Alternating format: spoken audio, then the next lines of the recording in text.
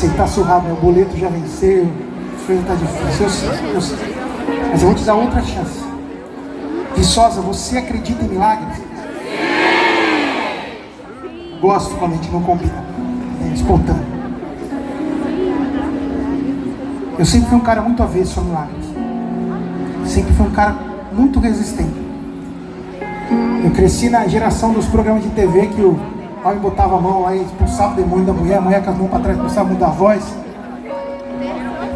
E aquilo ali, com tantas outras coisas no nosso meio, foi me fazendo ser um cara muito cético àquilo que eu não sei explicar. Eu sempre fui um cara que experimentou muito de Jesus na vida cotidiana, nas coisas básicas. Então eu sempre tive muito receio de milagre. Ainda mais comigo, sempre fui aquele cachorro vira-lata. Até acreditava que Deus podia fazer o impossível na tua vida, mas na minha,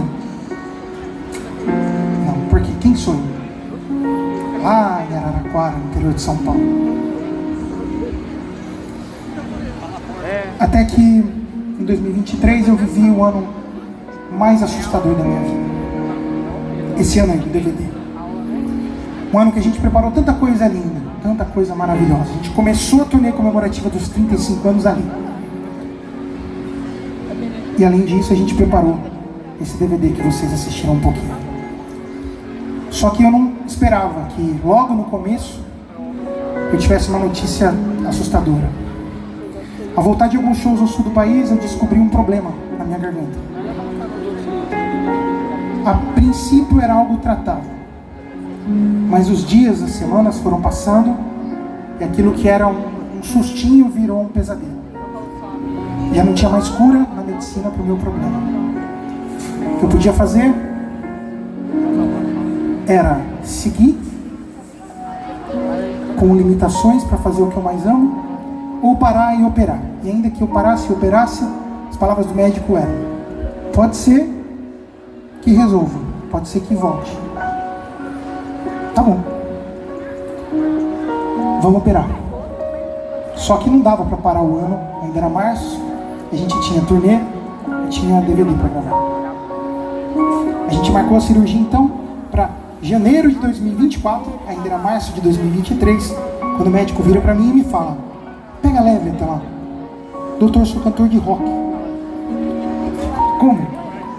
Pega leve, não sei, cara. Pega leve, porque se isso piorar, a história vai ficar ainda mais pesada do teu lado. A gente vai começar a falar de coisas mais pesadas. Tá bom. Marcamos a cirurgia então e seguimos o ano. Só que, cara, por dentro era um pesadelo diário.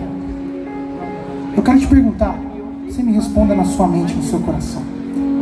O que você faria se aquilo que você mais ama fosse te abandonando, te dizendo adeus aos poucos? Se alguém dissesse a você que aquilo que você mais ama na tua vida estava para te dizer adeus. Cantar para mim sempre foi a coisa que mais me trouxe paz. Eu sempre fui uma criança super ansiosa, medrosa, cheia de tique nervoso, e a coisa que eu conseguia fazer para parar tudo era impressionante. Tudo parava quando eu pegava um violão e cantava, qualquer coisa. Então música para mim sempre foi algo muito mais do que simplesmente um hobby. Era algo que eu me conectava com Deus fazendo isso, algo que eu sentia Deus na minha vida fazendo isso. E há 6 anos hoje nessa banda, porém naquela época eu estava 4. Se hoje eu ainda tenho um caminho relativamente curto, cara, a gente acabava de voltar da pandemia. Eu perguntava para Jesus por quê? Por que agora?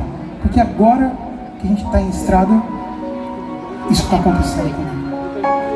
E cada cidade que a gente ia era um pesadelo maior. No começo do show eu tinha que pedir para a galera, todo lugar.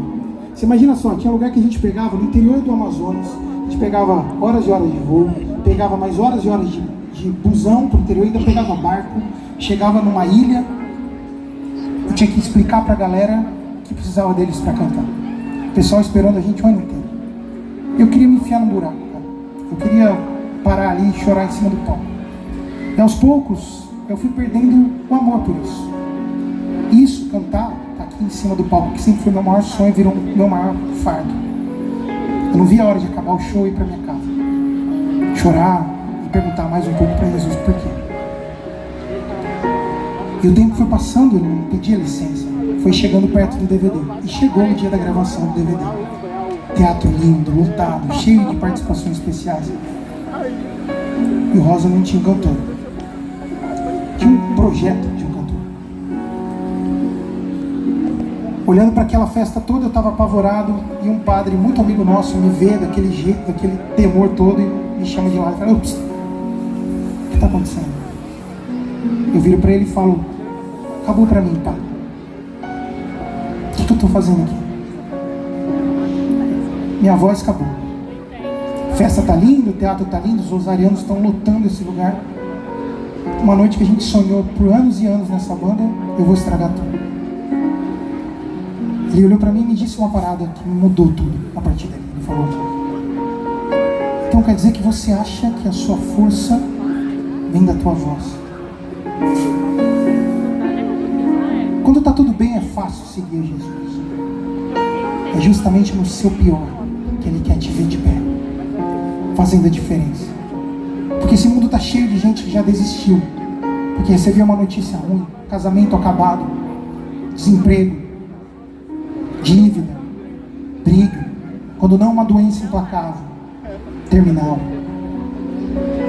E o que a gente mais precisa é de pessoas feridas, quebradas, machucadas, se negando a desistir do sonho de Deus para a vida delas. Porque a verdade, Viçosa, é que a gente não faz ideia do que Deus tem escrito para a gente, mesmo através da dor.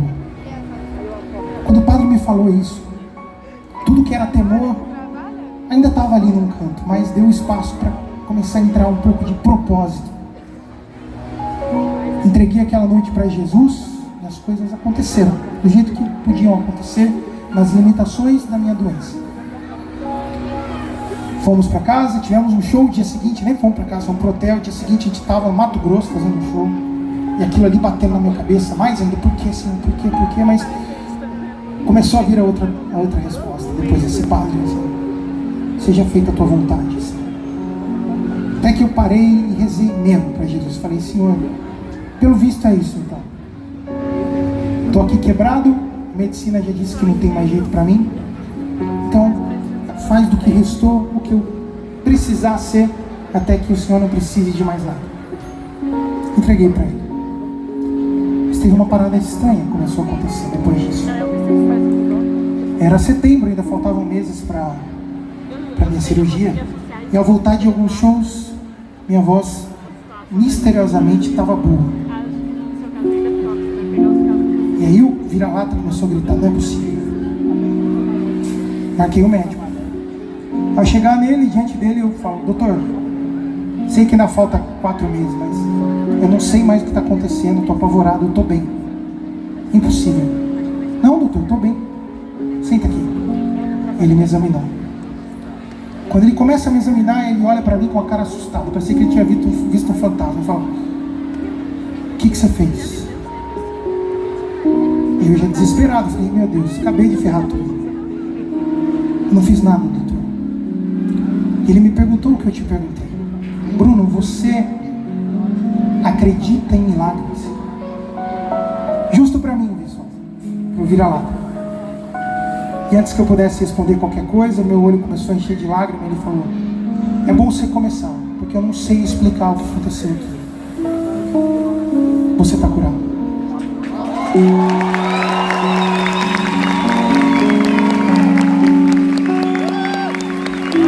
Quando isso acontece com você, além de te mudar, de te fazer... Porque a gente é fraco, a gente reclama demais, a gente tem pouca fé para tudo. Mas quando isso acontece com você, além de te renovar a fé, te despertar para uma realidade que você não enxerga, o mais lindo de tudo isso que fez comigo foi fazer eu olhar para trás. Quando eu comecei a olhar para cada um daquelas noites que eram as minhas vergonhas, eu comecei a perceber que Deus agiu em todas aquelas noites. Quando eu não tinha voz, quando eu não tinha saúde para estar lá, a obra de Deus na vida das pessoas, como aqui nessa praça, não parou. Comecei a me lembrar de quantas vezes eu cheguei para Araraquara e eu via meus pais ali, minha mãe de joelho no chão, uma madrugada rezando, falando: "Deus vai te dar uma graça." Quantos fãs que encontravam a gente no camarim, sabendo do meu problema, falavam: comunguei hoje por você, rezei, Deus vai fazer o impossível na tua vida.